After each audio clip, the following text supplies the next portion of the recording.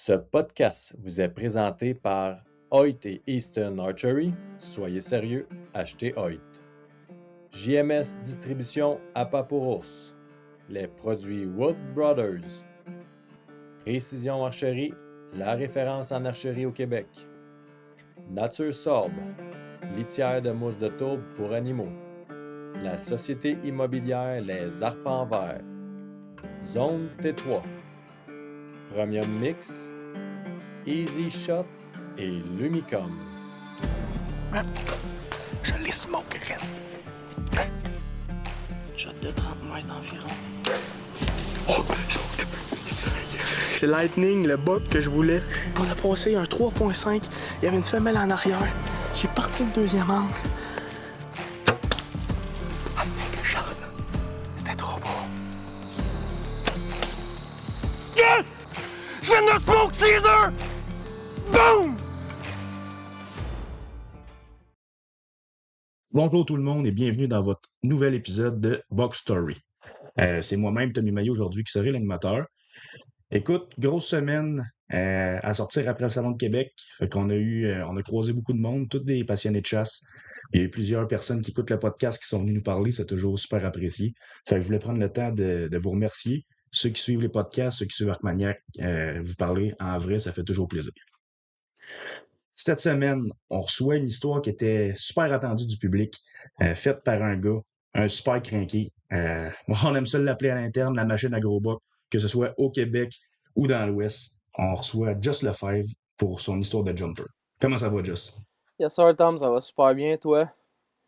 Écoute, comme je disais un peu plus tôt, un peu brûlé de tout ce gros phénomène-là qu'est les salons de la chasse, mais en même temps, ça donne du jus, mais ça nous met dans le mood de l'automne. On rencontre des passionnés, fait que je suis brûlé, mais ça va super bien. Toi, de C'est ton clair. côté, tu as cherché un peu des cornes, je pense, en début de semaine. Ça a bien été. Tu retournes dans le bois un peu. Ouais, je suis allé un peu dans le bois. Dans le fond, il me restait 3 ans et demi après la chasse, puis on a réussi à matcher les deux bucks, là. Fait que pour l'instant, je pense pas trop y retourner. Je vais trouver les deux plus gros qu'il y avait à trouver. Je savais que tu avais complété la paire de chameaux il y a comme 2 semaines passées, mais là, tu as trouvé un autre bord de 7-Up, quoi. Drette ça, ouais. Seven OK, Up, il est super. complété. Fait que le reste à trouver, c'est des 2 ans et demi. Fait que c'est moins intéressant. En tout cas, je vais y retourner, là, mais les deux principaux sont trouvés. Bien. Bon. En même temps, il y a quelque chose de cool là-dedans. Tu sais, on cherche dans le bois, c'est pour ça, trouver nos futurs shooters. Après ça, c'est le fun. Des fois, on écrit des débuts de page d'histoire avec les bugs plus jeunes, là, mais je comprends ton point de le gros de la job est fait pour se prendre. Ouais, drette ça. C'était les principaux, là. Mes deux. Les deux que j'avais à trouver sont trouvés. Mais ça coche, il va falloir que je passe chez vous bientôt venir voir ça puis qu'on se compte des menteries en même temps. Ben ouais. Ouais, écoute, assez parlé de tes bugs futurs. Là, on s'en va, je pense, sur une histoire qui est. C'est-tu parmi les plus longues histoires que tu as eues? Je pense que, tu sais, Jumper, ça fait des années que tu nous en parles. Le grand public a pu le voir ou l'entendre parler, disons, depuis les 2 dernières années à travers tes posts, là. Mais je pense que ça fait partie de tes chases les plus complets, au Québec, du moins, là. Ouais, c'est ma plus complète, là. Je l'ai suivi pendant un bon petit bout, puis c'est le buck que je voulais le plus, là, depuis une couple d'années, depuis 2 ans, mettons. Ouais, tu l'avais mis numéro 1 sur ta liste depuis ta récolte de Pinay, dans le fond, c'était lui qui était le target, là. Ouais, drette ça. Si tu veux nous replacer un petit peu plus dans l'échelle du temps, là, en quelle année ça commence ton histoire avec Jumper? Quel âge il avait? Tu l'as-tu déjà vu? Tu l'as-tu déjà laissé passer? Je veux que tu me fasses un peu une prémisse là, du début de cette histoire-là avec ce buck-là en particulier. Parfait, dans le fond, Jumper, ça a commencé en 2022, la deuxième année de la classique. Dans ce temps-là, en 2022, il y avait 2 ans et demi. C'était un beau OK. 8 points de 2 ans et demi. Puis tu sais, le genre de 8 points que tu le sais que ça va faire un futur champion, là, il était déjà beau à 2 ans et demi. Pas de Je me, body, un beau petit rack. je me rappelle, tu le posais, là, mais je me rappelle pas, il y avait pas de largeur, mais me semble qu'il y avait de la bonne hauteur de pin, là. C'est des G2 de 8 pouces, 9 pouces pour un 2.5. Je me trompe-tu ou ça ressemble à ça un peu? Un petit peu moins, là, mais c'était OK. un beau 8, là. Mettons, une coche de plus que les 2 ans et demi standard, mettons. Ouais, je comprends. Puis c'est là que l'histoire a commencé. Puis je l'ai jamais vu en 2022. Puis je lui avais même pas donné de nom non plus parce que souvent je les baptise comme plus à partir de 3 ans et demi ou mettons il y a une caractéristique spéciale à 2 ans et demi, je vais l'appeler un tel nom. Mais dans le fond, là, c'était juste un beau petit 8 de 2 ans et demi. Puis souvent, on les revoit pas les 2 ans et demi, nous autres, ils se font tirer souvent. Fait que je les baptise plus à partir de 3 ans et demi. Ah, on fait pareil chez nous. Écoute, c'est pas qu'on les regarde pas, c'est que la plupart du temps, on en perd 50-60% avec la chasse qui se fait alentour. Fait que, mais tu sais, à 2 ans et demi, là, t'as-tu commencé à le poser très tôt ces salines, sur des trails au mois d'août, genre, ou c'est un buck qui est apparu pendant le temps de la chasse sur tes baits, dans tes chaînes aussi? Drette ça, il est apparu en octobre de mémoire, mi-octobre. Puis OK. il est apparu sur une bête de noirceur. Jamais pris de jour. Novembre, ça a commencé. Puis déjà, mettons, il commençait à traverser les rangs. On a 2 bords de rangs. Puis je le posais du côté que j'appelle porcherie. Je le posais pas mal plus de jours là. Mais il rejumpait tout le temps d'un bord à l'autre. En tout cas, ça n'a pas été là que je l'ai baptisé.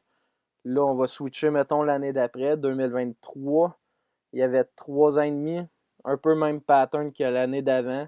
Il est apparu en octobre sur le champ de maïs le premier coup. Puis il faisait encore la même routine que l'année précédente. Il jumpait le rang. On n'avait comme pas trop de pattern de ce buck-là. On le posait vraiment pas beaucoup de jours. Les voisins le posaient et tout. Fait que Fait que c'était un buck qui était proche, mais qui était pas directement dans ton spot. Il devait plus être alentour chez tes voisins. Y a-tu commencé à changer de territoire quand chez vous, il s'est tiré un gros buck, un mature, ou parce que ton frère en a récolté un? Tu sais, j'ai vécu ça souvent, moi, mettons, là. Je pose un buck pas assez stédé quand on fait de la place, puis qu'il y a un des gros mâles du coin qui tombe au combat. Il reprend le territoire un peu. C'est-tu ce qui s'est passé quand il y avait 3 ou 4 ans, ou même pas? Non, nous, dans notre coin, mettons, on n'avait pas récolté, mettons, depuis 2021 dans ce coin-là, en tout cas. Fait que OK, non, OK. là, 2023, en tout cas, à 3 ans et demi, il a fait pas mal les mêmes affaires. Puis là, à 3 ans et demi, il avait pris un méchant beau jump. C'est pour ça un peu que je l'ai appelé jumper, puis qu'il jumpait les rangs, là, parce que tout le Ouais, monde en l'a. plus. C'est pour ça que je l'ai appelé jumper. C'était Très cool. un méchant courailleux. C'est spécial, là, mais mes voisins là, de 2, 3, 4, 5 km dans le même rang, ils posaient ce buck-là. Là. Ouais, puis là, on s'entend, tu es en milieu agricole, les chevreuils couvrent moins large que ce qu'on peut poser dans la zone full forestière, dans la zone 3 ou dans la zone 27, où ce que là, les bois qui se font poser sur 10-12 km. Tu sais, par chez nous, en zone agricole, un bois qui fait 5 km en ligne droite, c'est anormal. Ah non, c'est ça. C'était quand même spécial. Puis le pire, c'est même pas juste dans le rut là, qu'il allait là, là. Il faisait des in and out là, mettons début octobre. Là. C'est la première fois en tout cas que je voyais ça sur un buck dans mon coin là, qui renaît autant autour là, dans le fond. Puis je parle beaucoup à mes voisins, puis ils posaient. Là, ils revenaient chez nous le lendemain. Et là, ils redécalissaient pour une semaine. Je leur posais pas. Il y avait comme zéro pattern avec ce buck-là. Il était vraiment irrégulier. En tout cas, de 2 ans, 2 ans et demi, 3 ans et demi, c'était ça son pattern. Là. J'aurais pas eu grand chance dessus, mettons, s'il aurait été mature. Puis, si je comprends bien, ça veut dire que même à 3 ans et demi, tu le croises pas à la chasse, ni dans ton champ nourricier, ni Je sur l'ai tes pas. passes. Non, exact, je l'ai pas vu. Puis, tu sais, on met tout le temps une bête de chaque côté dans le rut pour garder nos femelles, puis tout. Puis, de 2 ans à 3 ans, je l'ai pas pris une fois de jour, là, cette buck-là. Ah ouais, hein. Sur une bête, par contre, je le pognais sur des passes de jour, là. Fait que les bêtes, là, c'était pas son dada. Ouais, je comprends, ça arrive, il y a des chevreuils qui sont de même. OK, fait que là, 2 ans et demi, tu le poses presque pas de jour, tu le vois pas à la chasse. 3 ans et demi, il réapparaît dans la même date, il est plus beau. Vraiment, il a fait un beau step. Il ressemble à quoi à 3 ans et demi, là? À 3 ans et demi, on dirait qu'il y avait tout le temps comme 1 an de plus d'avance, mettons, côté rack, là. Il était vraiment massif pour un 3 ans et demi. Une belle largeur standard, là, 18 pouces avec, mettons, des pins de 5-6 pouces, mettons, puis des Belgiens de 4 pouces à peu près. OK, super. Super. En plus, le G1 chez vous, t'en fais pas souvent Non, c'est ça. des longues, là. C'est comme C'est- une des grosses lacunes dans ton territoire, là. Non, c'est vraiment rare. Des Belges 1, les Bucks, là, dans mon coin, c'est rare en crime. Fait que là, la chasse en 2023, tu vois pas de jumper. Tu le poses un petit peu, mais pas assez pour dire que tes chances sont extrêmement bonnes dessus l'année d'après, qui va donner à être en 2024. Euh, Qu'est-ce que tu fais, on va dire, après chasse? Parce que là, j'imagine, tu le poses, tu sais que tu as survécu. Tu trouves-tu ses cornes? Est-ce que tu cherches de plus en plus des territoires spécifiques où lui pourrait se tenir de jour? Parce qu'on s'entend, 2 ans et demi a passé, 3 ans et demi a passé. Euh, à 4 ans et demi, il s'en vient un chevreuil qui va être super intéressant pour toi et ton frère dans vos territoires. Exact.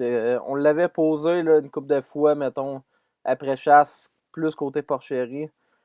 Puis après ça, il disparaissait, puis il revenait, mettons, passer l'hiver. On a trouvé qu'il y a un bord de chaque année. Là. On avait un bord de OK. 2 ans et demi, puis un bord de 3 ans et demi.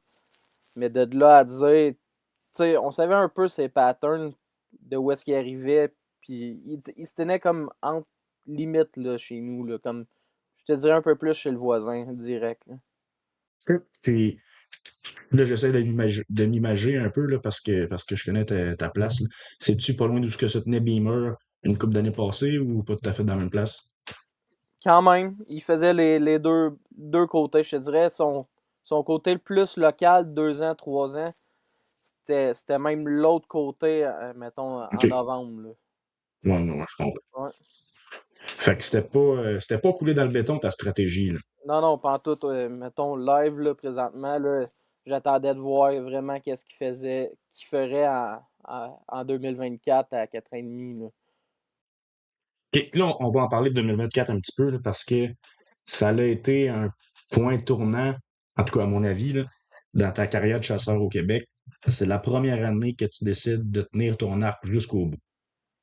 Ouais, drette ça, je suis rentré dans la gang un peu, puis j'ai dit, je reste à l'arc toute la saison. Je m'avais donné ce défi-là, puis ben, j'adore l'arc. J'aime Ben oui. calissement plus tirer un gibier à l'arc qu'à carabine. Fait que j'ai dit all-in. Je l'ai fait all-in. Là. Du début jusqu'à la fin, je garde mon arc, puis ça s'est super bien passé, puis Ben, j'ai... t'avais-tu une. Y a-tu quelque chose qu'il a fallu que tu ajustes dans ton setup, dans ta façon de faire, surtout, disons, au mois de novembre? Parce qu'en octobre, tu l'as toujours chassé à l'arc, là, du moins, depuis que je te connais, tu as eu des bons résultats. Mais là, fallait que tu cours un beau buck qui était de jumper 4 ans et demi en 2024. Il fallait que tu cours après. Tu n'avais pas beaucoup de stratégie de béton pour le croiser. Puis en plus de ça, tu te mettais le défi de garder ton arc coûte que coûte jusqu'à la fin de la saison. Y a-tu quelque chose qu'il fallait que tu changes dans ta façon de faire, dans tes arbres prédéfinis, puis les hotspots, si je peux dire, que tu chassais dans le passé? C'est sûr que j'y étais comme plus agressif que j'y allais, mettons. Je me suis... Tu sais, au nombre des années que je chasse le même spot depuis 2014, je commence à le connaître pas mal plus spécifique. Il est où le bedding de femelle, il est où le bedding de buck, qu'est-ce qu'ils font entre les deux, mettons. Je sais que les bucks, là, ils passent tout le temps sur le edge du bedding de femelle, puis cette place-là, je suis chanceux, là, topographiquement, parce qu'il y a une swamp d'un bord, puis de l'autre bord, il y a une genre de coulée. Fait que ça me laisse un corridor d'environ comme 200 pieds qui circule beaucoup là-dedans. Fait que j'avais décidé de placer une grosse bête dans ce coin-là. Puis c'est ça, ça a été super bon parce que les femelles, ils allaient manger. Les bucks venaient courailler tout le temps dans ce rond-là. Puis j'avais été coupé des arbres. Je m'avais mis 2 stems, un pour les vents nord, puis un plus pour les vents sud. Puis c'est ça, c'est là que j'ai commencé à chasser à partir de 8-10 novembre, je te dirais. OK. Fait que ton début de saison, au mois d'octobre, tu faisais plus dans tes champs nourriciers, Il était puis à mon champ nourricier, puis c'est ça, on peut retourner là, mettons, en octobre, parce que c'est là que j'ai posé Jumper pour la première fois dans mon champ nourricier, environ le 13 octobre. On avait déjà quasiment les 2 semaines d'arc de passé là, quand je l'ai posé pour la première fois, là, à 4 ans et demi. à 4 ans et demi. Puis OK, là, OK. il avait pris un sale méchant step encore. Il était rendu 9 pointes avec un split G2 puis des méchantes G1 et tout. Ah ouais, je me rappelle. Non, il était vraiment solide. Fait que là, je pense que tu l'as comme jamais croisé à l'arc. Non, j'ai mis du temps dessus, justement. Là, quand j'ai vu qu'il était apparu au Chat Nourricier, j'ai pas lâché le Chat Nourricier de la fin d'arc au Poudre Noire. Puis je l'ai jamais croisé. Puis c'est là que je me suis mis à parler et tout à d'autres voisins. Puis que des fois, là, je me rends compte, ça, la même journée que je le posais, le soir, eux, ils l'avaient toujours dans des champs agricoles comme 5 km plus loin. Puis là, je me dis, bah boy, il a pas changé ses patterns, ce buck-là, c'est fou raide. En octobre, voyager de même, moi, dans ma tête, c'était juste dans le route là, qui faisait ça. Là. C'était... Ben oui, ben oui. Parce qu'il y a une, Non, il y a non, une grosse. bon. Il arrêtait à grosse route, dans le fond. Jumpait pas la dernière grosse route. Il restait comme dans le même bloc de bois. Mais quand même, il faisait ça en in and out en une journée. On va se dire, dans certains cas, c'est le fun d'avoir des chevreuils qui voyagent. Parce que quand ils vivent dans 15 arbres carrés, des fois, c'est difficile d'aller s'approcher d'eux autres sans les brûler, sans les tasser. Fait qu'avoir un chevreuil qui voyage, ça peut être à notre avantage, mais là, il voyage trop. Il y a trop de monde autour de chez vous. T'es rempli de chasseurs chez les voisins. Puis il y a plein de monde qui le pose. Là. C'est de jour en plus. Ça devient comme Ah, une course contre la montre. Là. c'est fou, puis je parle pas à tout le monde. Puis, tu sais, après, nous, on a eu la chance d'avoir une assez grosse terre, là, 600 acres, je te dirais. Puis les autres, après ça, c'est toutes des petites terres cordées, pas trop larges. Puis il doit en traverser 20-30 terres là, avant de se rendre où est-ce que je parle au gars qui le posait, justement. Là-dessus, Ah ça veut ouais, tant dire que ça. qu'il travaille. 20-30 terres. Ah, je te dirais une coupe. Fait que pas loin de ça. Fait qu'il doit traverser, je sais pas, quand il y a du monde à la chasse. Carrément une centaine de chasseurs, je te dirais. Ah ouais, c'est fou, raide. Fou, raide. Ça devient stressant un peu. Sentais-tu que tu avais des bonnes chances de le croiser quand même? Parce que des fois, on l'a, ce feeling-là. Je suis sûr que tu dois Ben, l'avoir aussi. j'étais. Pour vrai, en début de saison, durant l'arc, j'étais confiant au début quand je me suis mis à le poser, mais quand que mon voisin m'a envoyé les photos comme 2-3 jours après, genre le 17 octobre, puis il est en plein jour dans ses champs à 3, 4, 5 km de chez nous. Là, pour vrai, les chances de le croiser, il était assez mince. Puis là, la photo qu'il m'a envoyée, je pense que le poudre noir, il rouvrait le lendemain de quoi de même. J'étais calique qui va se faire défoncer. Là, Assez pour pas dormir, hein? ah T'as non, dû en faire des cauchemars certains, je te connais, là. là j'étais calique. J'espère qu'il va revenir assez vite avant que ça roule. Là.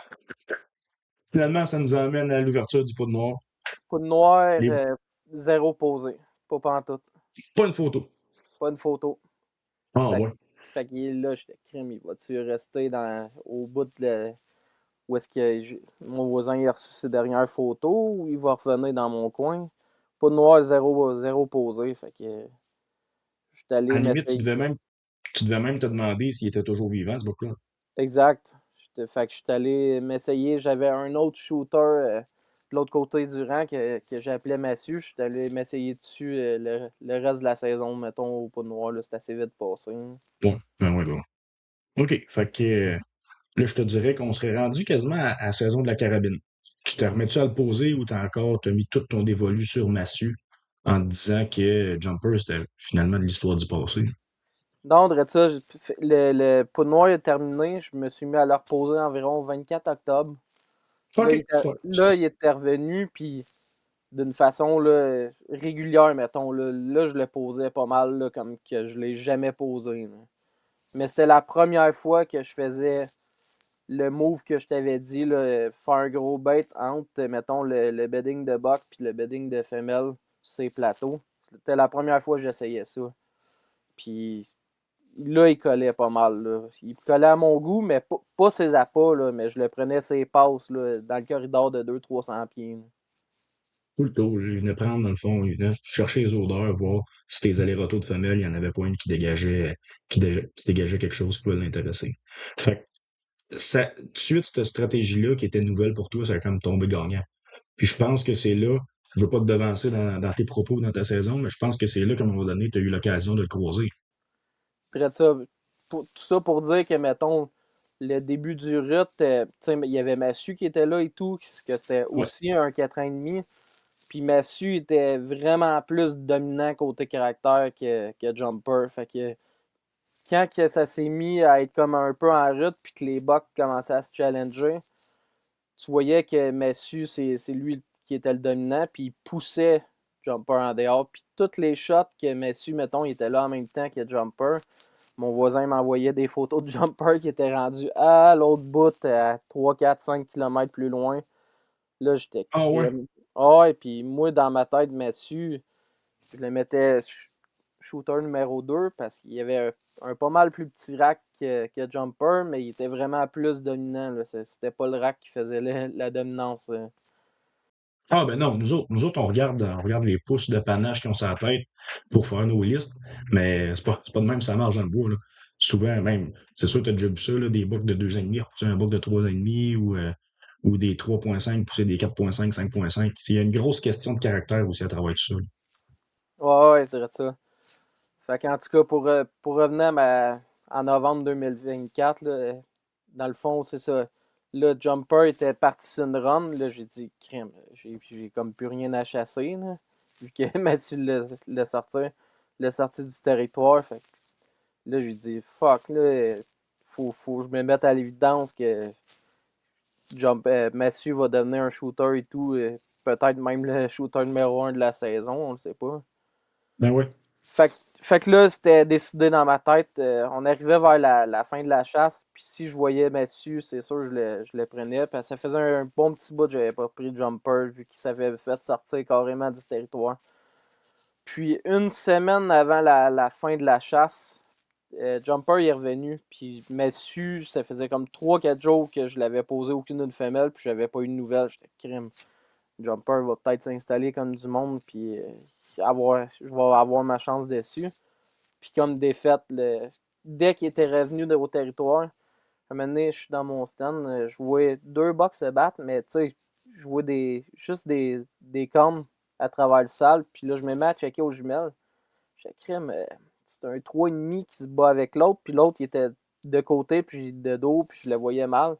Je crème, puis il avait tassé le 3,5 que je voyais super bien. Je crème, OK. ça prend un popé buck, là, tasser l'autre 3,5. Ben oui. Fait que là, il se voit vers moi, là, je vois ses jumpers. Tabarnak, c'est la première fois de ma vie que je le vois en vrai, là. Sur 3 ans, mettons, de suivi. C'est la première fois que je le vois en vrai. Puis là, il y a une bête, genre pas trop loin quand même, parce que j'essaie de garder mes femelles. Puis ce soir-là, il y avait, je te dirais, une douzaine de femelles tout le tour de mon stand. Puis 3-4 bucks justement, qui chamaillaient, qui venaient pas manger. Fait que là, Jumper bardasse un peu toutes les autres.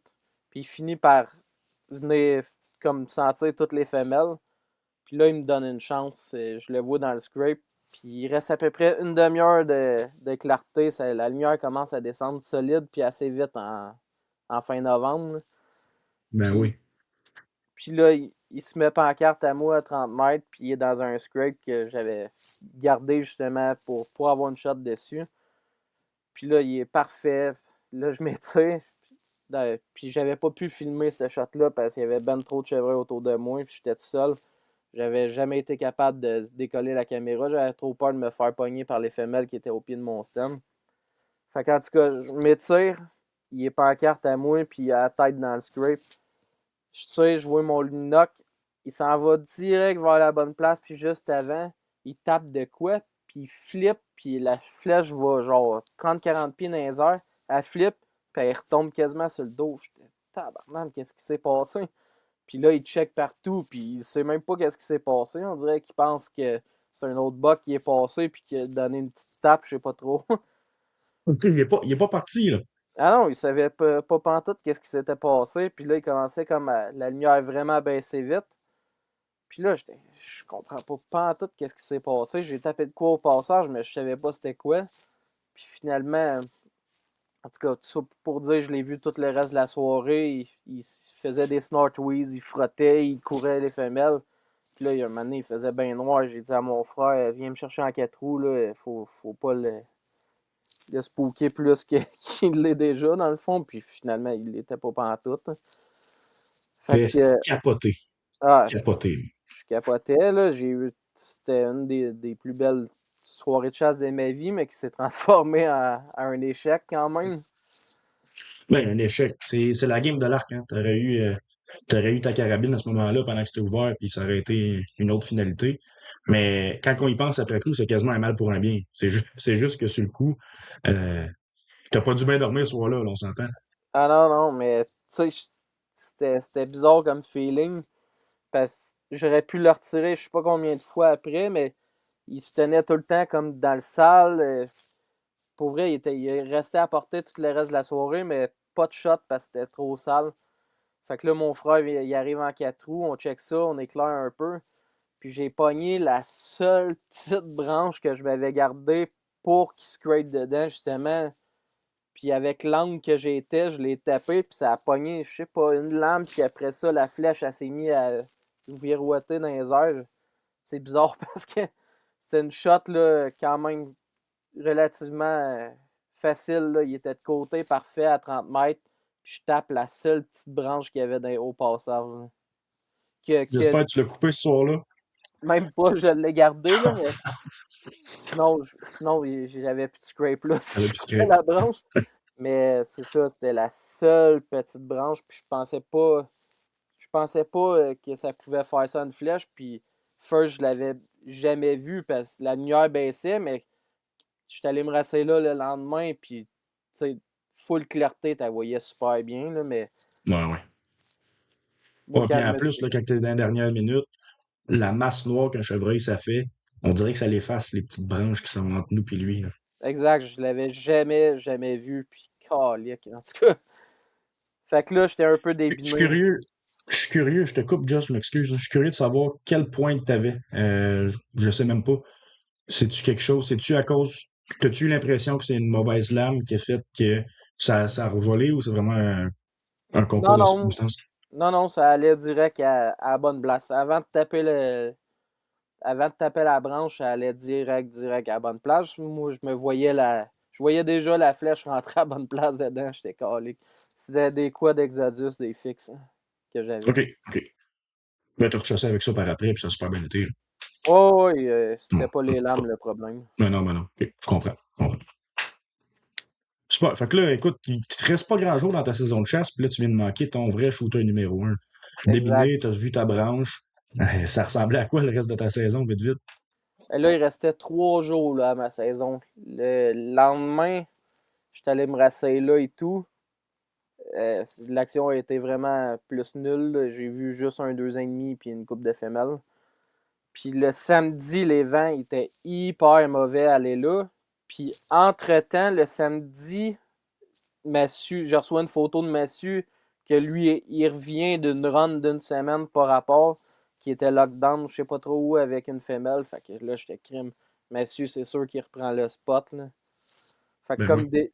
comme défaite, mettons, Massu, il a recollé là. Jumper, je l'ai plus jamais repris là.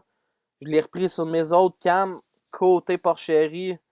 Fait que, mais la dernière journée, après que j'ai tué Massu, là, c'est ça, OK. je me rassis le dernier dimanche dans ce stand-là.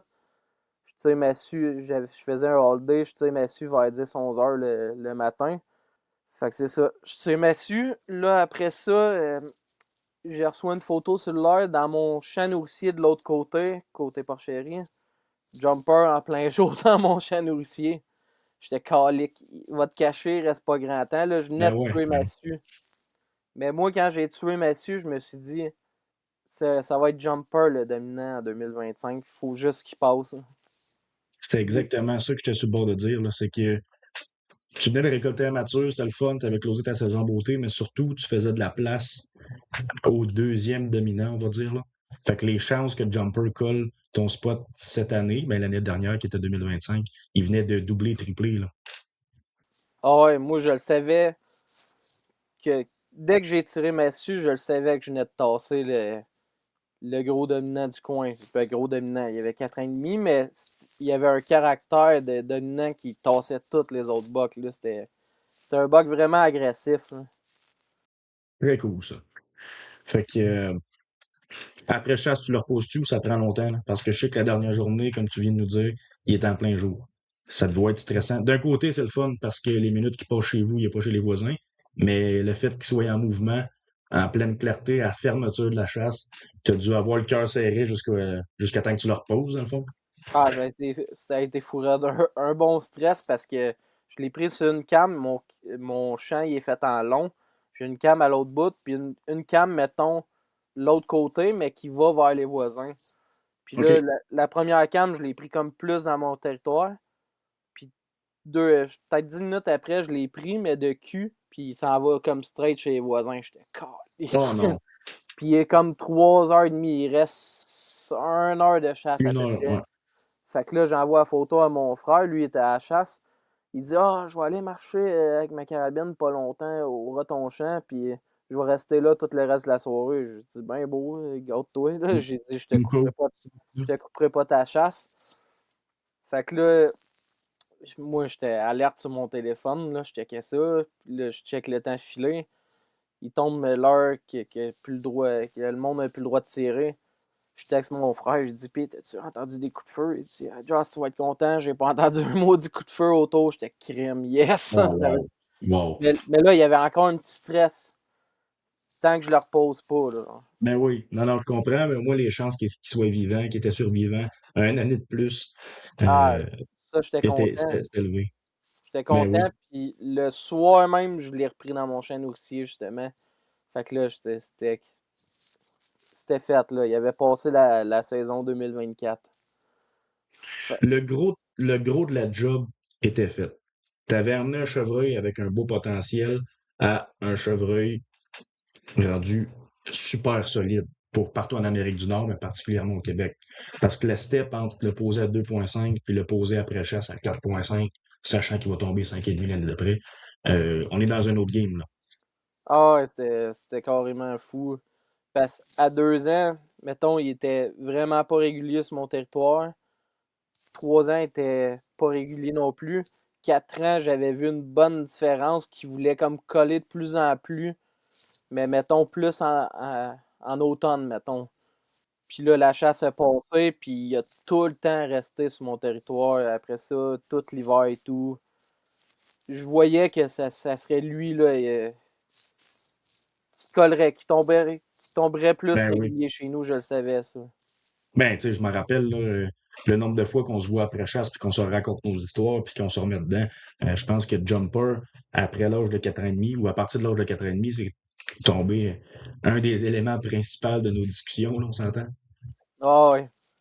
Fait que, écoute, avant de continuer là, dans ce que moi je considère le gros de l'action, là, l'année 2025, j'aimerais qu'on prenne 15 secondes pour rappeler à tout le monde qui nous écoute que le 11 avril prochain, on a notre événement web. Euh, j'ai croisé plusieurs personnes au salon. Plusieurs m'ont dit, ah, c'est sûr qu'on achète le billet, on attend avant la fin, il n'y a pas de problème. Écoute, on essaye juste de vous rappeler, surtout, n'oubliez pas, c'est un événement en ligne. Vous avez 90 jours pour le revisionner. Si vous n'êtes pas disponible la journée du 11 avril, je sais qu'il y a beaucoup d'événements salines un peu à travers le Québec cette journée-là, mais c'est une belle façon de nous encourager. C'est une belle façon pour vous d'avoir un divertissement entre chums, à écouter des vidéos de chasse produits par notre petite gang. Puis en plus de ça, on a des beaux cadeaux, Just. Je sais pas si t'es au courant, là. Il y a des gros cadeaux à faire tirer. Entre autres, il y a un kit complet de saddle, Latitude qui nous provient de Arcmaniac et de chez Précision Archerie.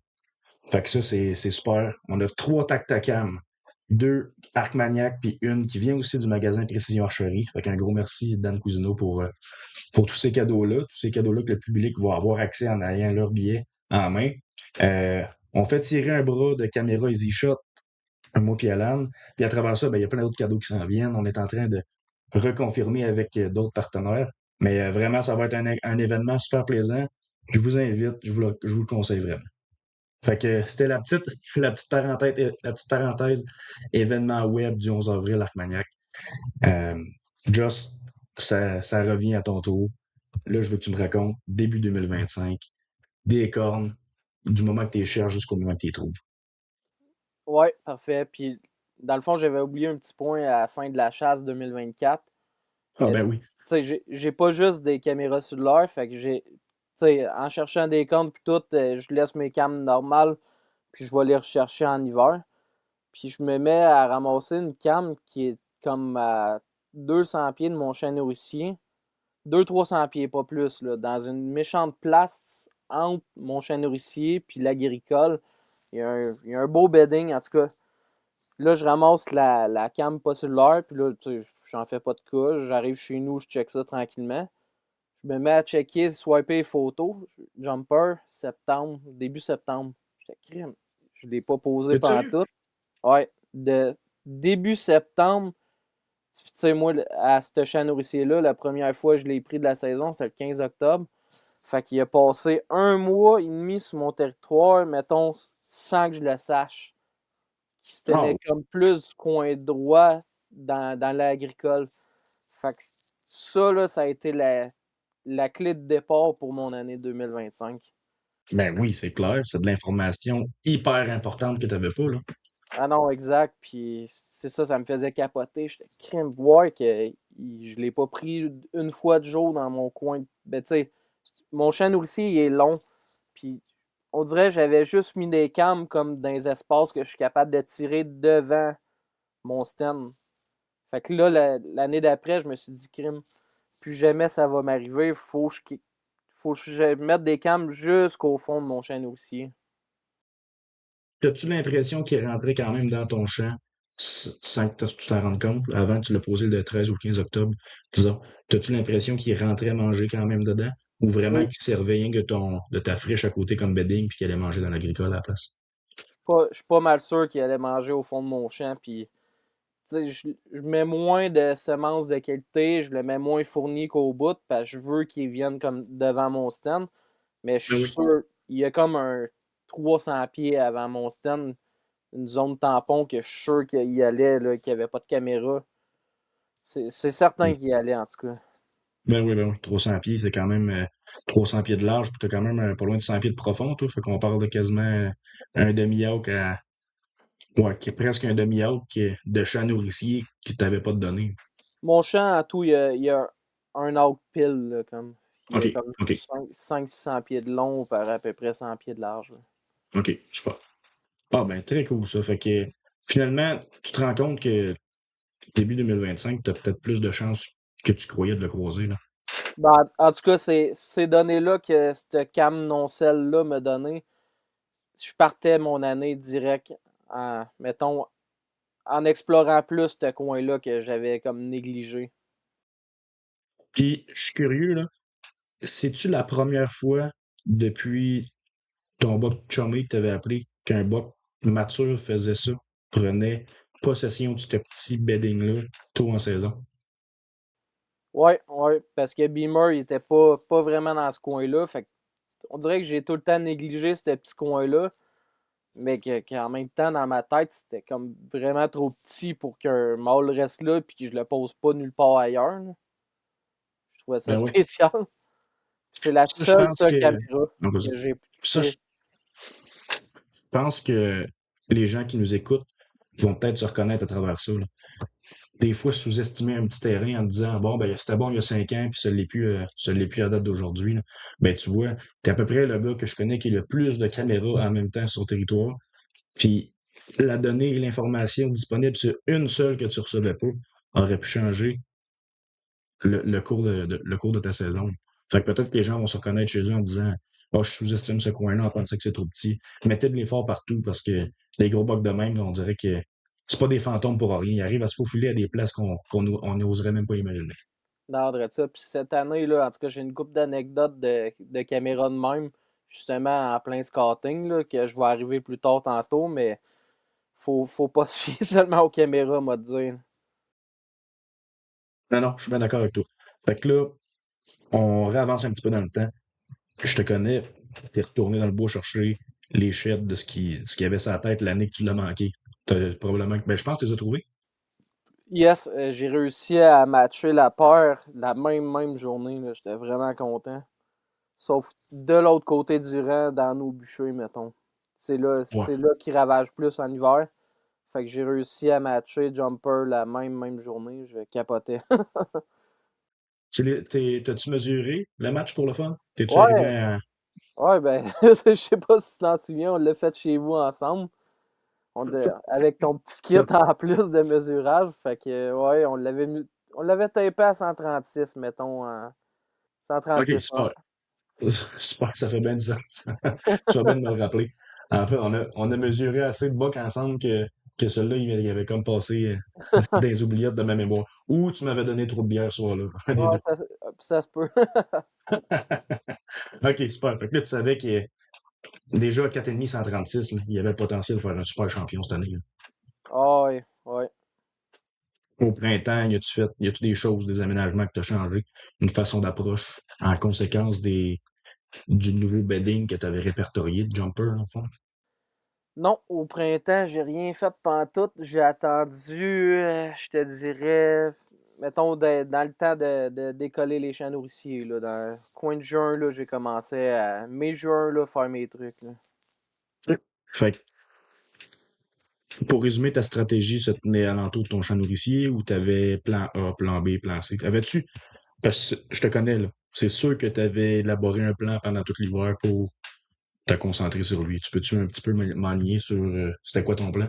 Ouais, ben j'avais des. Mon plan, là, c'était vraiment de le faire coller à mon champ nourricier parce que ça fait comme depuis 2017, je le chasse beaucoup quand même. Puis je le sais qu'à cette heure, avec les années, mes entrées et sorties, puis si je suis capable de faire rentrer un buck là, il est en danger pas mal. Là. C'est une belle place, il y a du bed tout le tour, je suis assez haut dans ma pruche, j'ai un gap entre le champ. Je me suis jamais fait siffler, jamais une fois à ce champ-là. Là. Mais c'est vrai, c'est un méchant beau setup. De toute façon, n'importe quel chevreuil mature chez Just Lefebvre sont en danger. Mais dans ce setup-là en particulier, c'est vrai que c'est un, c'est une belle patente, c'est Ah, c'est un un champ beau, que ben oui. quand je vais masser là, je le sais, je suis confiant. Là. Je le sais que ça se peut que ça se passe. Là.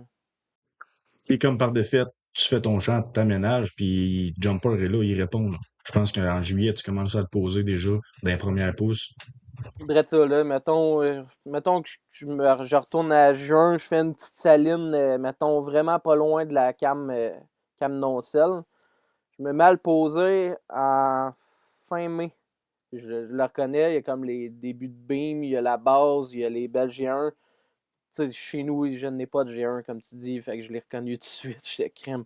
Il est déjà dans le coin, fait que j'espère qu'il va rester dans le coin.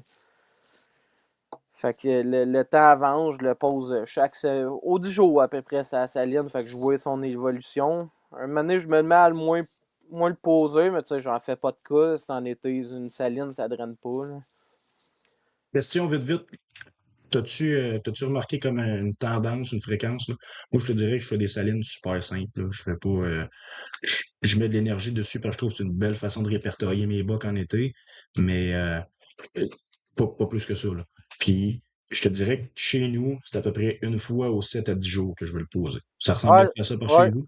je dirais ça. Tu sais, je le prenais pas chaque jour. Là, c'était une tendance, comme tu dis, là, une dizaine de jours. Là, assez pour voir à quoi il va ressembler, mettons, puis voir l'évolution au cours des 10 jours. Là. Ben oui, puis on s'entend, au mois de juillet, 10 jours de croissance sur un gros buck qui possiblement va faire les 150 pouces. C'est impressionnant, là. Dirais ça. Puis c'est ça. Mi-juillet, dans le fond, l'activité césaline allait de moins en moins. Là. Fait que là, il switchait plus dans l'agricole. Puis mon chum, il avait semé. C'est rare là, qu'il fait ça, là, mais il avait semé du soya. Là. Ça, je le savais que ça allait être hyper bon. Puis je m'avais préparé des arbres déjà avant que je sache que ça soit ça. Pour, mettons, les coins de champ, il y a de la friche, il y a un peu de CRP. Pour du côté droite, mettons, de la terre que j'avais posé jumper, ça a quand même pas cellulaire, parce que je voulais le pincer au départ. Je voulais qu'il soit dans la marde au départ. Là. C'est nos meilleures chances en tant qu'archer, là. Croiser nos gros bucks quand on a la chance de les poser en octobre. Je pense qu'on dit à peu près à tous les épisodes, là. Mais évidemment que si je pouvais tout tirer mes chevreuils en octobre, je le ferais. C'est plus facile, c'est plus. Nos chances sont vraiment plus élevées. Ouais, dirais ça. Fait que là, t'as mis des stems dans le soya. Le champ de soya, il lève. Comme une nouveauté pour l'agriculteur ou ce que tu chasses. On s'entend. Ben, Je connais la réponse, là, mais. ça faisait un petit bout qu'il n'avait pas mis, mettons. Là. Fait que là, justement, à soya, je décide d'aller scotter pas mal plus souvent. Puis je le vois direct à la première fois que je vais scotter, justement. Puis là, je vois qu'il y a de la traîne dans le champ. Je vois qu'il sort direct à peut-être 200 pieds de la cam que je l'avais pris l'année d'avant. J'étais crémé dans le même trou, le maudit. Quelle distance il a fait ça? J'ai pas compris. 200 pieds? Il sortait dans le même coin que je l'avais posé sa cam là, l'année d'avant, peut-être à 100 pieds de la cam. Là.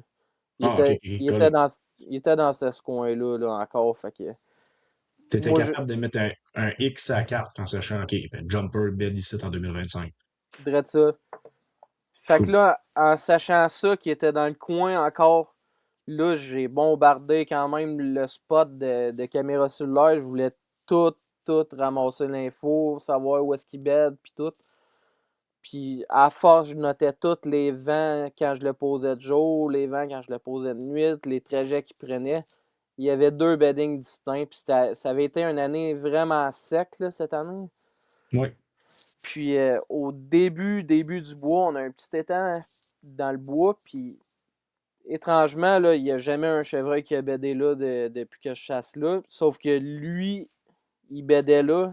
Je sais pas si c'était du fait du manque d'eau, la sécheresse, mais il bédait carré à côté de l'étang. Là. Je sais pas s'il restait de l'eau dedans, fait qu'il devait aller boire là. Il restait à l'ombre au frais le jour. Puis c'est la première fois que je notais ça, qu'un buck allait béder là autant régulier que ça. Là. Parce que, tu sais, à l'orignal, on le voit souvent, là, les orignaux, ça peut se bader plus dans les swamps. Chevreuil, ça se couche pas dans l'eau, on s'entend. Fait que c'est comme un mythe de penser qu'ils sont toujours dans les swamps, mais là, tu l'avais répertorié. C'est sûr que les sécheresses ont dû aider, là. Souvent, c'est le bordure de la swamp qui va être bonne, mais toi, tu penses qu'il allait boire de l'eau là-dedans, ou qu'il se badait, ou les deux, dans le fond. Il se bédait, il y a des butons au sec, là. Il OK. s'était pas carré dans l'eau, mais l'étang qu'on a, ça ressemble comme pour vrai à un petit lac à canard. C'est sûr qu'il allait boire là, puis il se couchait à l'ombre en dessous des cèdres, là. Fait Ben que oui. Super j'avais setup. noté, j'avais noté qu'il allait béder là, puis qu'il bédait beaucoup au coin du CRP qui touche mon champ nourricier, en fait, là. Sauf Ben que oui. j'avais des cannes dans mon champ nourricier, puis je le posais pas encore dans mon champ nourricier, là. Il était tout le temps chaque soir au soya, là. Tu le posais pas encore dans le champ? Non, pas encore. OK. Mais il y a quelle date il s'est mis à rentrer? Parce que dans ma tête, dans mes souvenirs, c'était assez tôt en saison, là, mais. Le jumper, là, il s'est mis à rentrer à partir du 4 septembre dans mon champ. OK. Fait qu'il te restait un mois avant l'ouverture, disons, de stratégie puis de données que tu pouvais cumuler pour Exact. savoir quel move faire. OK. Puis là, mon champ, en tout cas, malgré la sécheresse, là, j'ai mis, mettons, beaucoup d'engrais dans les temps stratégiques, là, quand il mouillait le peu. Fait qu'il est vraiment bien poussé, là. Je pense que c'est le plus beau champ que j'ai réussi à faire depuis que je les sème, cette parcelle-là. Fait que j'étais vraiment content du résultat. 4 septembre, il rentre dans le champ. Puis jusqu'au 17-18, il était là régulier chaque soir. Chaque soir, chaque matin. Il l'avait pas quitté une fois, là, mon champ. Là, j'étais crime. Ça s'enligne bien pour l'ouverture. C'est ça qu'on veut, on s'entend, là. Sauf que une semaine et demie avant l'ouverture, ce buck-là, il est retourné au soya. Le soya, d'après moi, était devenu comme moins pétant une partie de l'année. Puis là, il avait comme resséché, je sais pas trop, les bines, il avait ouvert un peu. Là, ils sont retournés dans le soya à côté. Fait qu'il il revenait à mon champ, en fait, je te dirais à fréquence aux 2-3 jours. Il repassait de jour, là, par contre. Tout le temps de jour. Ben, c'est quand même une bonne moyenne, là. C'est même excellent. Ouais, Puis tu trouves. j'ai pas. Ah, vas-y. J'ai passé direct, là, tantôt l'anecdote des caméras. Raph, il est venu squatter avec moi un, C'est vrai, un, ben un oui, t'es allé soir en squatter avec été. Raph. Puis là, il me dit, Joss, si t'as du temps, dans le fond, je peux venir filmer avec toi. À soir, j'ai du temps. J'étais, ouais, Raph, ça fait comme 3-4 jours, je l'ai pas posé au soya. Je sais pas si on va le voir. On peut aller s'essayer quand même. Fait que là, on commence la soirée, on est là, on attend. Là, j'étais, ouais, c'est ça. Je suis pas tant optimiste de le voir. Il doit être débarrassé du territoire. finalement, il sort à 60 mètres de nous autres en plein soya à travers 4-5 cams que celles que j'avais mis à des endroits stratégiques, puis il les a toutes évitées pendant comme 4-5 jours. Là. Ah, Fait, ouais. fait que c'est pour ça l'anecdote des caméras, là, ça donne des méchantes données, sauf que des fois et tout, ils les évitent en crime. Là. Je le dis souvent, puis je le répète aussi, là. La caméra, tu te sers des données tant que tu le poses. Tu l'as posé, il a passé. Mais pas parce que tu l'as pas posé qu'il a pas passé. Exact. Puis, tu sais, moi, je me disais que c'est impossible là, que je ne l'ai pas posé avec toutes les cams que j'ai. En mode full pattern, que je le posais super régulier au Soya. J'ai crime, il doit être changé de territoire. Finalement, bonne nouvelle, on l'a vu à 60 mètres, puis filmé à 60 mètres le soir même. Ça devait être fou, hein? Ça, J'ai ça hâte de voir ces images-là. Ah, ça va être débile. Là. Ça va être Puis, des c'était méchantes quelle belles date à peu images. près? Il a été fin des vacances de la construction, début à août, je te dirais. OK, fait que là, tu savais de quoi il avait l'air, là. Et sa croissance était presque finie, là.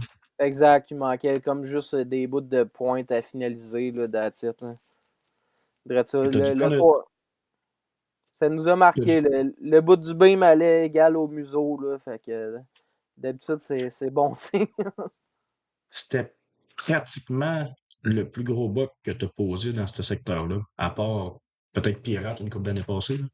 Exact, pour vrai, puis Pirate, je pouvais pas dire que c'était rendu un local comme que Jumper était, mettons. Mais oui, c'est le plus gros bug que j'avais posé local depuis que je chasse là en 2014. Là, on arrive quelques jours avant l'ouverture. Les températures sont de moins en moins clémentes. Nous, plutôt, on est sur sur Météo Média, puis on vérifie qu'est-ce qu'il annonce à l'ouverture. Là, Jumper est rendu encore. Parce que là, tu me dis que le 17 octobre, il a switché au Soya. Il est-tu revenu? Le 17 septembre, ouais, Ah, là, 17 septembre, excuse-moi. il recommençait à retourner au soya. Puis de plus en plus au soya, là, j'étais rendu à peut-être en tout cas, à l'ouverture, peut-être me faire un setup à terre, mais un setup tueur, là. Parce que je le pognais dans un funnel pas large avec des ondins, pas d'arbres, je m'aurais caché direct dans l'ondin. Fait que, tu sais, j'avais un plan A, plan B, puis un plan C là, pour lui. J'étais prêt. Là. C'est juste que moi, perso, les images puis tout, ça me tentait vraiment de les faire dans mon champ nourricier que planté dans un ondin puis sur le bord d'un champ de soya. Ben oui, je comprends. En même temps, euh, quand on a besoin de faire une passe agressive, quand il faut qu'on change un setup, on va prioriser la récolte avant de Oh, gros fumer, là. Mais je te comprends, là, dans le sens, il, dans ton il champ aurait, nourricier, t'as ton arbre, t'es établi, t'es confortable.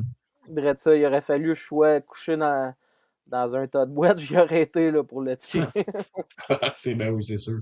Fait que, Il y a ouais, personne, il y a personne qui doute de ça. 2 semaines avant la chasse, mettons, là, il était super régulier à mon champ. Là, il s'est remis à retourner autant au soya, autant à mon champ. C'était comme aléatoire. Puis je pouvais pas dire pourquoi il allait plus au soya que mon champ. On dirait que les bines sont redevenus plus secs. Puis il était comme rendu plus sucré. Moi, c'est ma théorie. Il était amer comme dans le laps de temps qui était vraiment régulier à mon champ. Fait que c'est ça que je Là, pense. Hein. je vais revenir, moi, à ta feuille blanche avec toutes tes infos. Je Ouais, pense que ça serait cool qu'on la publie à un moment donné sur notre page Armagnac. Sinon, je suis convaincu qu'elle va être dans ton film de Jumper. Sur cette feuille blanche-là, avant chasse, t'as pris toutes les directions des vents, les entrées que ton buck faisait. ouais. Si tu regardais, on va parler à l'entour du 20 septembre. On est 2 semaines avant l'ouverture. T'avais-tu quand même une bonne idée de comment c'était ou c'est toutes ces données-là, toutes ces flèches-là que tu m'as montrées de déplacement tes as faites d'un dernier jour avant qu'il arrive, là? Non, non, j'ai tout suivi. Mettons, tout le mois de septembre, je l'ai consacré à ces déplacements avec les vents, où est-ce qu'ils bédaient. Fait que j'avais déjà une méchante belle entrée de préparer.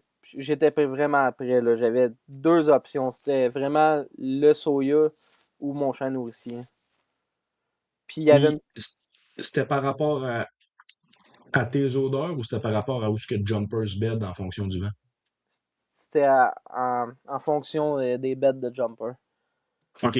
Fait que tu savais, disons, que le shoot des affaires en l'air, là, vent sud, il allait BD, puis il sortait au Zoya, puis vent nord, nord-ouest, il allait BD dans un autre secteur, puis il sortait dans ton champ. Ça ressemble à ça? Exact. C'était pas. Pour vrai, c'était. Il y a des shots là, que, mettons. Il y avait une tendance, mettons, les vents nord, il bédait en bas. Fait que mon champ nourricier était pas bon pour lui, il ressortait au Soya le soir. Sauf que, mettons, à travers ça, il y avait des shots que c'était sud, sud-ouest, que là, il faisait le contraire. Il allait beaucoup. Les tendances sud, il était beaucoup à mon champ nourricier. Puis c'est ça, tendance nord, il sortait tout le temps au Soya. OK. Ouais. Mais là, si je me trompe pas, à l'ouverture, il annonçait ça des nord-ouest, parce que moi, je chassais nord-ouest à l'ouverture chez nous. C'était peut-être différent dans ton bout, non? Exact. Moi, c'était nord-ouest, fait que j'étais vraiment confiant au Soya parce qu'il se bédait vraiment bas sur la terre des vents nord. Fait que là, je me dis, je vais me préparer pour le Soya. Sauf que le matin du 4 octobre, je n'ai pas été chassé. Je chasse pas le matin là, à l'arc. J'ai reçu une photo là, vraiment de bonheur qui rentrait dans le CRP devant mon champ nourricier, justement. Fait que c'était OK, tu le 100% rentres, sûr. tu le poses, puis il s'en va se BD à Brunante, en chien et loup, direct à côté de ton chenou aussi. Drette ça, je l'ai pris comme sur le. Tu sais, l'année d'avant, j'avais une cam pas cellulaire. Fait que là, j'avais mis une cam cellulaire coin de mon chien nourricier qui touche le CRP. Puis là, j'ai même pas de photo de lui qui mange. J'ai juste une photo de lui de dos qui rentre dans le CRP. Fait que moi, quand j'ai vu ça, j'ai dit, il est bédé là, c'est sûr, estique. Fait que Les chances sont énormes. c'était la photo qu'il fallait que je reçoive, parce que sinon, j'allais carrément au Soya là, le soir. Ah ouais, hein. Fait que tu dois, en partie, ben là, c'est à toi que tu dois ton boc, là. Mais les camsels, dans ce cas-là, ça a vraiment été un outil pour toi qui a comme changé la game, là. Ouais, ça m'a vraiment aidé à dessiner son pattern, puis la photo du matin du 4 Ben oui. octobre. Mm. Puis là, on est le matin, on arrive au soir, 4 octobre, ouverture de la chasse 2025 au Québec. Je veux que tu me comptes tout ce que tu peux rappeler, tout ce que tu peux te rappeler de ce soir-là.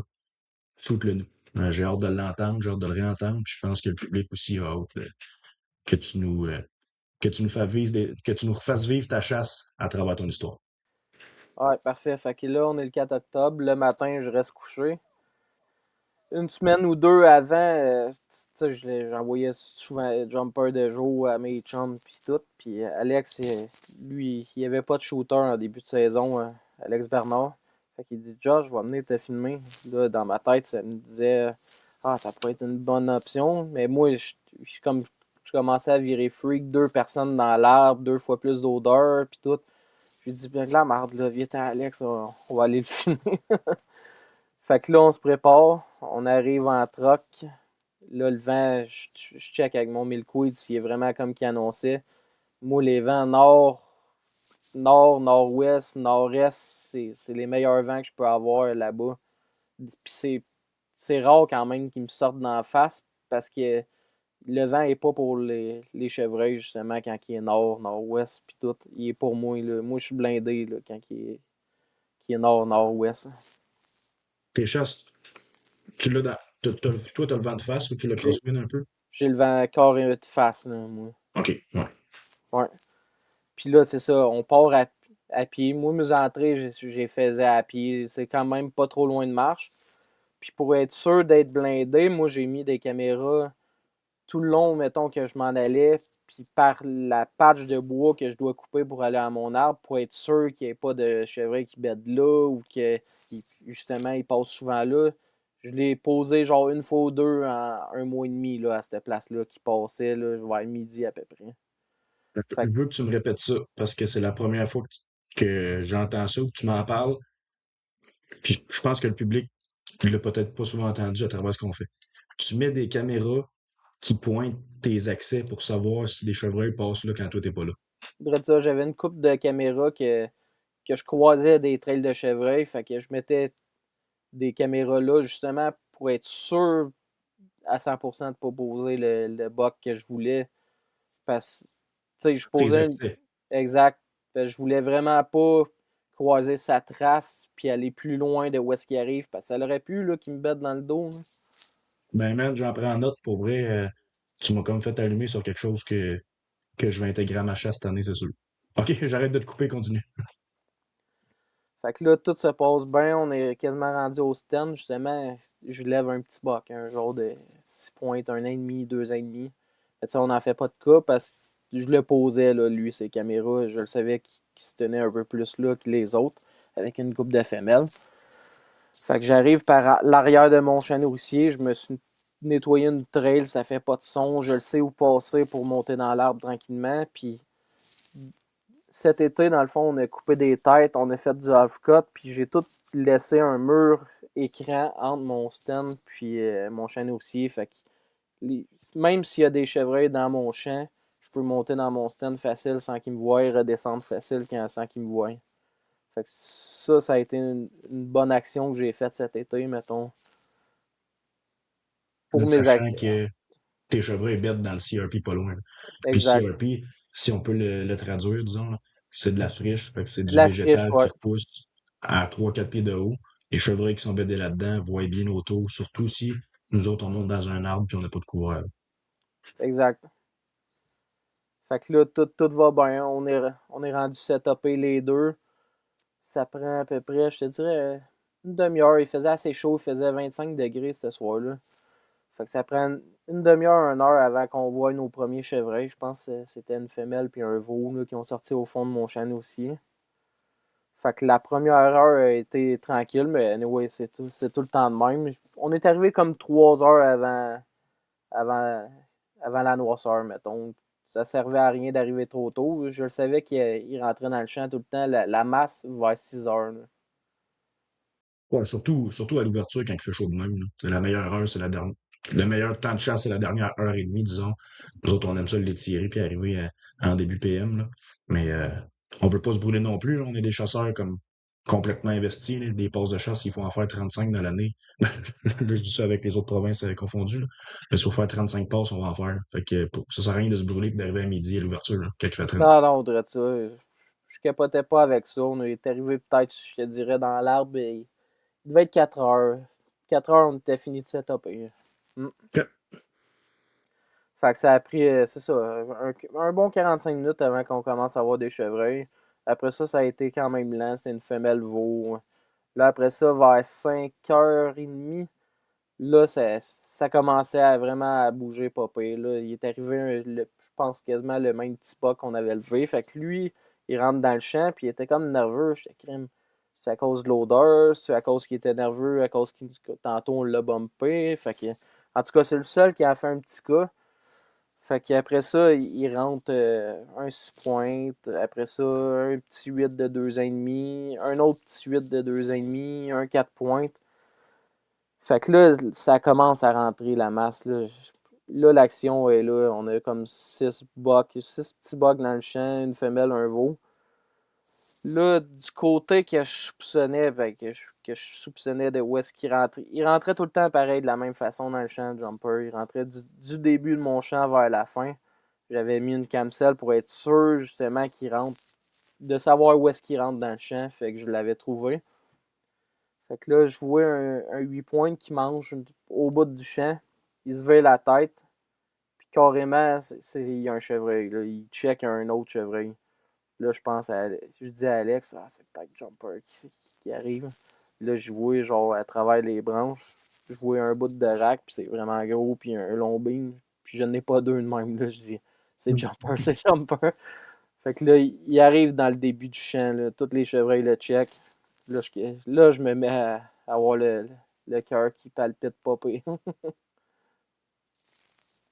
C'est bien certain. Puis en plus de ça, disons, là, tu confirmes que c'est lui, il est à quelle distance? Il est-tu à 100 mètres? Il est-tu à 60 mètres? Il est-tu bien proche? Les premières shots, je peux le voir, il était à peu près à 75-80 mètres, je te dirais. Là. Fait que, tu sais, OK. c'est quand même proche, là. Tout pour que tes mains tombent moites, ton cœur il shake, puis ton corps se peut plus. Ah, Tu très veux-tu ça. rien qu'à dire, j'ai eu de la misère parce que je me mettais à ta place. Fait que vraiment, Tu réussis-tu à garder le contrôle quand même? Ou tu te dis ça va se passer puis tu perds la carte un peu? Non, non, mais là, pour vrai, mon cœur palpite. Là, je me sens comme un petit étourdissement. Là, je me ferme les yeux, je respire. Alex, il me voit, il doit en rire encore. Mais je respire puis je me parle, genre, je dis, les nerfs, là, gros, t'en as vu d'autres, c'est vrai. Fait que c'est ça, là, je pogne mon arc dans les mains. Puis là, il vient, il fait juste une coupe de pas tout le temps vers moi. Là, je le sais que ça va se passer. Il va venir apporter un moment donné. Puis là, rendu, il tombe à 35. Il passe de 60 à 35-40 d'une traite. Là. Puis là, il se met à manger dans le 35-40 mètres de moi. Là, je commence à être plus nerveux. Je tiens à souligner que toutes ces images-là, Alex il a fait une grosse job. On va les voir dans ton film. Pour vrai, c'est des scènes dignes des grands films américains. Là. Ah ouais, Du footage de malade. Là. c'est fou, raide. J'ai hâte de le présenter à tout le monde. Fait que c'est ça, là, il est entre 35 et 40 mètres. Puis le plus proche que je peux tirer dans mon champ, c'est environ 28-30 parce que je me suis gardé un bon gap entre ma pruche puis mon champ. Puis le début de mon champ, il est collé, c'est genre 25-28 mètres. Mais je le sais qu'il sera jamais là parce qu'il va plus rester dans le centre de mon champ. Fait que ça va être une shot de 30-35 que je vais prendre. Ça, je le sais. Je le sais que ça va être une popée shot. Fait que là, il se met à manger. Il est bien relax. Tous les chevreuils sont relax. Il n'y en a aucun qui se doute qu'on est là, même. Fait que là, le temps passe. Il est tout le temps comme de corps de face à moi. Là, un moment donné, il se met de. Il s'avance la patte. Moi, je suis là, puis je suis plus nerveux, puis je prends mon temps. Je veux faire une belle shot. Fait que j'ai dit, j'attends qu'il soit parfaitement bien placé. Je me donne le temps. Il est pas nerveux. Il est là, il mange. À un moment donné, il s'étire la patte. Je m'étire. Puis comme que je viens pour décocher, je suis en plein dedans. Il se tourne, puis il se gratte, puis il se met quasiment face à moi. Là, j'étais collé. Là, je débande mon arc. Là, j'étais si. Ouais, c'était proche. Là. J'ai failli lâcher la flèche là, quand il s'est tourné. J'ai dit crime. Puis là, ça fait comme 7-8 minutes là, qu'on le filme. Là, puis il est environ à 30-33 mètres. Là. 7-8 minutes, j'ai eu une chance dedans. J'ai dit, j'ai hâte qu'il me redonne la deuxième. Fait que là, il se met à se tirailler avec un autre petit buck, un petit 4 pointes. Là, il se gratte, il remange. Il s'en va face à moi, il se revient. Ça fait 12 minutes qu'on le filme, là. Puis il est à 30-33. Là, il se veille carrément. Dès que c'est viré, ça n'a pas pris 3 secondes. Je me suis étiré dedans. J'ai attendu d'être bien placé. Parce que je le sais, il faut que je m'aille plus bas parce que je suis dans une pruche puis je suis vraiment haut. Là. Puis c'est pas parce que j'aime être haut, c'est parce que j'ai pas le choix pour avoir une belle vue. Fait que je suis environ 33 pieds dans les airs. Fait que je vise pas mal plus bas. Parce que l'angle de tir, j'ai pas grand jeu. Fait que là, je lâche ma flèche. Elle s'en rentre direct où est-ce que je veux. Là, on capote. On le voit partir. Là, tous les chevreuils partent. Là, il vire vers de où est-ce qu'il est arrivé. Il est environ à 60 mètres. Puis là, je vois que les quatre pattes, ils commencent à mal fonctionner. Puis là, il avance encore, mais je le perds à cause d'une grosse érable remplie de feuilles. Là, j'étais calé. On se tape dans les mains, moi, puis Alex. Là, j'étais crime. D'après moi, ma shot est bonne. Puis il avait l'air à mal filer. Puis là, on est fou comme de la marde. C'était assez débile comme. Mais là, tu sais, on le savait pas encore. On n'était pas sûr de ma shot à 100% là, tant qu'on l'a pas ramassé. Non, non, c'est clair. Mais le gros de la job était fait. T'as vu ta pin rentrer. T'as vu ta flèche rentrer où est-ce que t'avais mis ta pin. Puis tu réalises-tu à ce moment-là que tu viens de décocher sur ton plus gros chevreuil à vie? Ou? Ah ouais, je le réalise. Puis la flèche est passée à travers, a planté dans le faux plat. Fait que j'ai juste hâte d'aller chercher ma flèche, confirmer la shot puis tout. Mais dans ma tête, je l'ai dit dans les séquences vidéo, là, dans le film, j'étais ma plus belle shot à vie. Je suis sûr qu'il est mort. Il avait l'air mal filé. Fait que là, on appelle Raph. Et Raph, il habite pas tant loin de où est-ce que je chasse. Fait qu'on lui raconte tout. Là, il dit hey, c'est beau les boys, j'arrive, esti, on va prendre des images, j'en mettre de la bière avec ça. Fait que là, on dit on descend dans une demi-heure, on n'est pas pressé, puis on filmera après. Ça reste de même. Fait que là, on descend de l'arbre. En arrivant au champ, Alex m'a filmé. Là, je pointe ma flèche est juste là. Il me dit il est dans le champ, il est dans le champ, il est dans le champ. Là, j'étais crime. Il est tout bout dans le champ. Je me réveille, je jouais à la bédane blanche. Direct quand on l'a perdu derrière l'érable, il était tombé direct là. Je l'avais pogné plein poumon, là, double poumon. Puis avec des nouvelles pointes, là, les Beasts, là, ça a fait une méchante job. Oh man, on a l'air beurré. Il est là, il est dans le champ, il est dans le champ. Oh ben tabarnak! Oh, tabarnak! C'est ça que fait beau. Ma flèche. Smoke that bug, baby! La flèche est là. Ah, si boire. Tabarnak. Oh, c'est...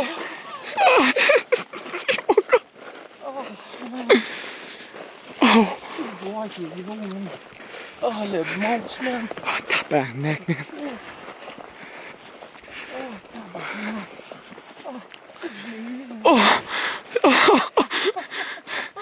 Yes, sir! Il est beau, man. Tabarnak. Oh, si boire.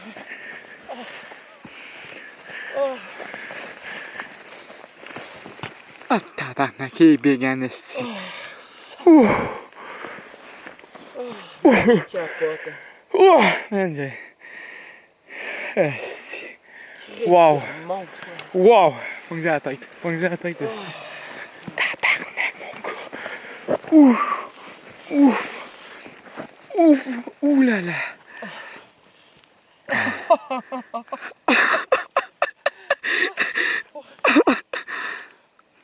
Oh shit, man. Asti qui est giant, man. Holy fucking shit. Souf. Hey, tu le smoke en tabarnak. Poumon, mon gars, plein de poumons. Tabarnak. Oh, si bon. Oh, man. Je me rappelle de ce segment-là, que j'ai encore des frissons quand ça joue. Les deux, vous criez, puis c'est comme... Vous tombez dans une autre phase, là. On dirait que vous êtes dans une autre galaxie, t'es dans votre monde, puis... Ah non, c'est complètement fou, là. Et vous criez, vous sautez de joie, Ah, vraiment, là. ça a été mon plus beau soir de chasse. Ben, ma plus belle journée, chasse confondue, là, quand je l'ai vu à terre. Là. Débile, le sentiment d'accomplissement. J'étais vraiment content. Pas à le chercher non plus. J'aurais pas pu demander mieux. Puis en plus, avec un chum qui vient me filmer, j'ai vécu ça avec un bon chum. C'était malade.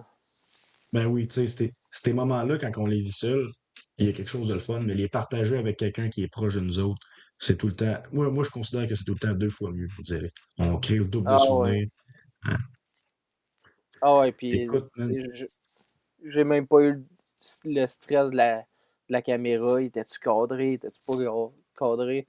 Alex, il a géré ça comme un pro. ouais, écoute, ça fait des années qu'il en fait, là, puis on l'avait vu dans le classique, puis euh, Alex, tu sais, c'est un chasseur du même style que nous autres, là. Puis ça, à Cam, il est souvent venu me filmer là, à travers mes chasses. Il est solide. Donc, on peut lui faire confiance, je suis pas inquiète là-dessus. En arrière d'une caméra, Ah ouais, il de sait ça. comment ça marche. Écoute, Ah non, je c'est ça. Il suis. a fait une bonne Je job. je t'ai dit good job 1000 fois en vrai. Je te le dis une autre fois encore aujourd'hui, mon vieux. Euh, un buck au-dessus de 150 au Québec, sur, à l'arc, sur caméra. C'est un exploit que je souhaite à tout le monde, mais malheureusement, c'est pas tout le monde qui y arrive. Puis toi, ben, tu l'as fait. Ok. Je suis vraiment content pour toi. Tu le mérites, mon vieux. Tu le mérites tellement. Ah merci, hein, je suis content. Je suis encore sur un nuage, puis ça fait une couple de mois que la chasse est finie. Ben, je sais que tu es encore sur un nuage. De temps en temps, tu nous renvoies des photos encore. Puis, écoute, je sais que tu vas revivre ce moment-là dans ta tête 1001 fois. Ah ouais, c'est clair. Y a-tu quelque chose, y a-tu un élément que tu tiens à rajouter à ton histoire, que tu veux me repasser, me remémorer à moi puis au public, ou tu penses que tu as fait le tour? Écoute, c'est ton moment maintenant. Ah ben, le moment s'est continué même un méchant bout. Hein. On est arrivé ici, tel gars de party avec des chums. le lendemain, on est allé prendre des photos chez vous. Je pense que ça a pris 2 jours avant qu'on boive de l'eau. Ouais, je me rappelle de ce bout-là. Ah, écoute, puis ça, on va se le dire, là, c'est aussi un beau côté de la chasse, là. Il y a tout l'aspect de la traque dans le bois, mais il y a aussi les moments qu'on partage ensemble après ça alentour, là. Écoute, c'est magique. C'est vraiment magique, surtout quand la finalité est belle comme l'histoire que tu viens de vivre, là. On s'entend 3-4 ans d'historique, dans le fond. Ben, 2 ans et demi, 3 ans et demi, 3 ans et demi d'historique à peu près, là. Ouais, c'est ça. Puis dès que je l'ai tiré, on dirait que je réalisais pas encore qu'est-ce que j'avais fait.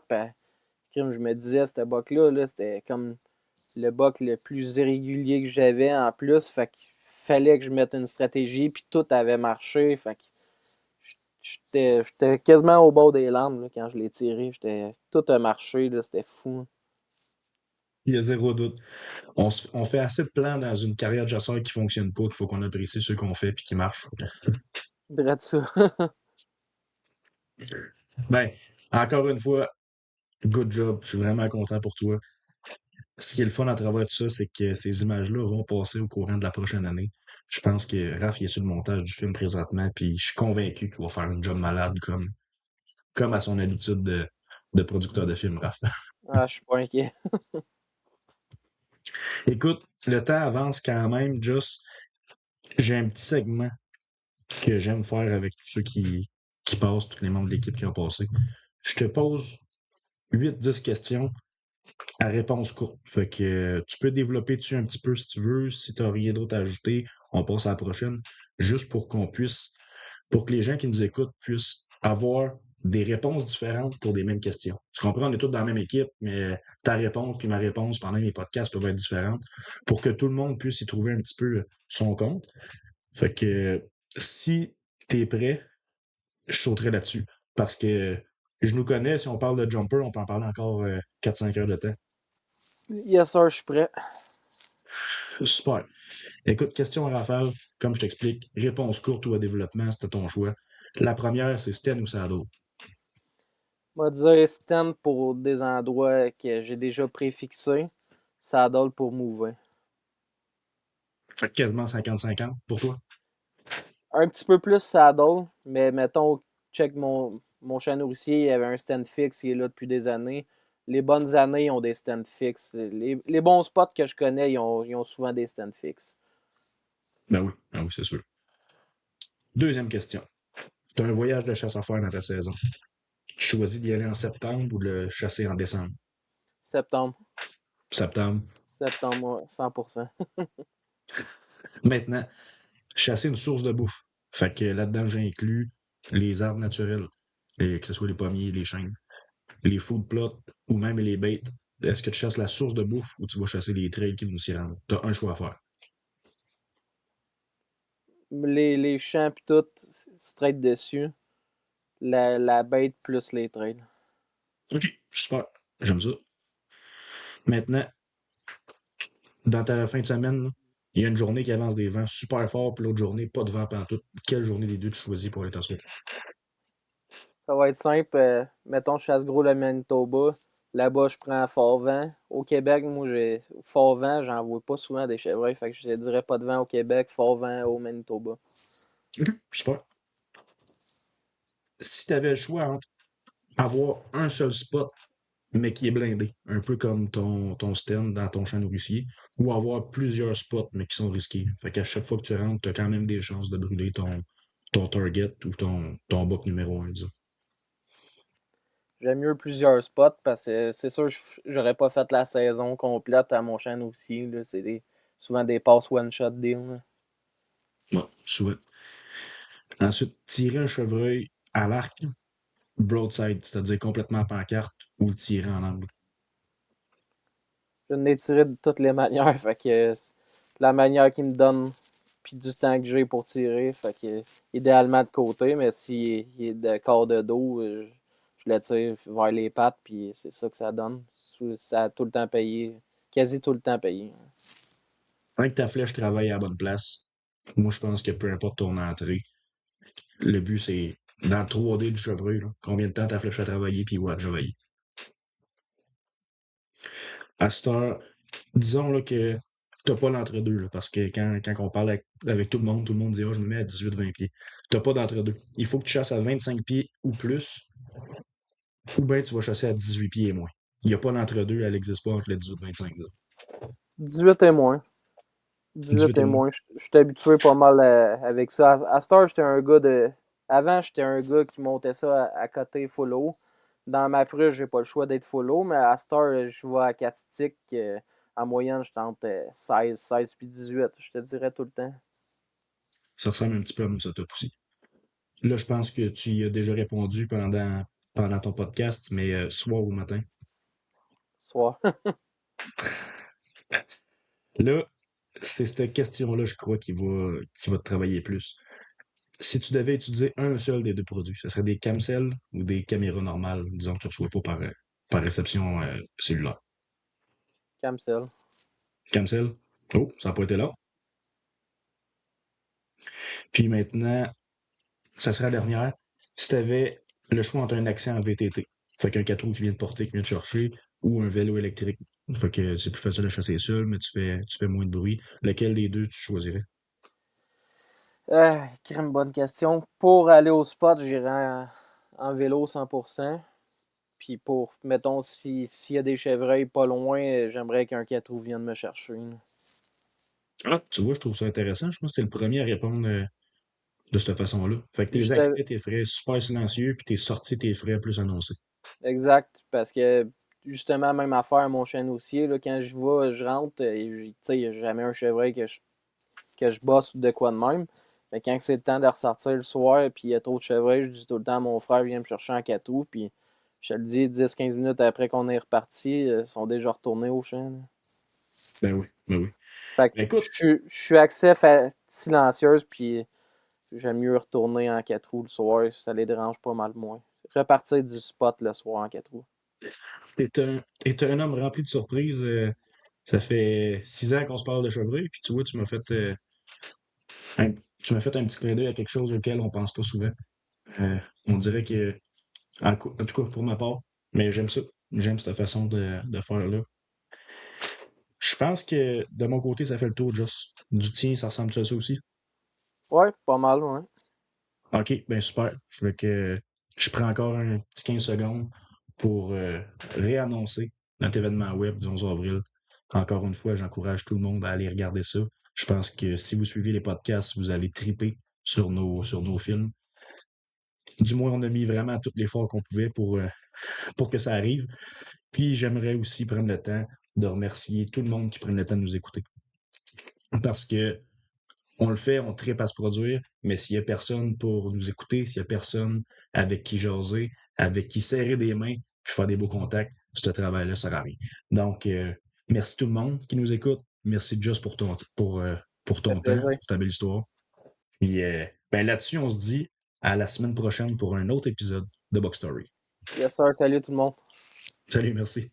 Ce podcast vous a été présenté par Hoyt et Easton Archery. Soyez sérieux, achetez Hoyt. JMS Distribution à Papourours. Les produits Wood Brothers. Précision Archerie, la référence en archerie au Québec. Nature Sorbe, litière de mousse de tourbe pour animaux. La société immobilière Les Arpents Verts. Zone T3. Premium Mix, Easy Shot et Lumicom. Je les smoke, Ren.